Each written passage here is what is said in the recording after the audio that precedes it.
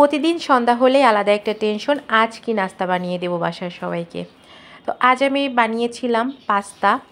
একসাথে দুইটা পাস্তা বানিয়েছি, white sauce pasta, bake pasta. Bake pasta যেটা মূলত ওইটা কিন্তু হোয়াইট সস পাস্তা রেডি করে তারপরে চিজ দিয়ে বেক করা হয়।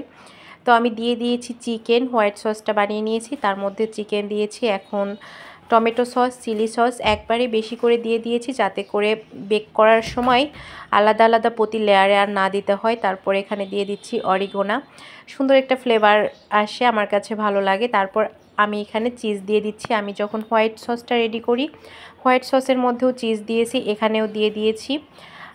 এখানে আমি কিছুটা বেক করব আর কিছুটা এমনিতেই রাখবো। আর আমার হাতে একটু কলমের দাগ দেখতে পাচ্ছেন, এটাকে ইগনোর করবেন, এটা আমার বাচ্চাটা এভাবে দাগ দিয়ে দিয়েছে।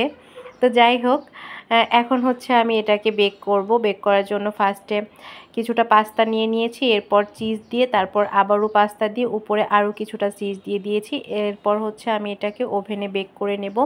তার আগে আমি এখানে কিছু ক্যাপসিকাম, অলিভ দিয়ে সাজিয়ে নেব। এটা কিন্তু পুরোটাই অপশনাল, বাট আমরা যখন রেস্টুরেন্টে খেতে যাই তখন কিন্তু ঠিক এভাবে করেই সাজিয়ে দেওয়া হয়। উপরে আমি আরও কিছুটা অরিগোনা দিয়ে দিয়েছি, তারপর বেক করে নিয়েছি। আর বেক করে নেওয়ার পর দেখো ফাইনাল লুকটা, জাস্ট ওয়াও, তাই না?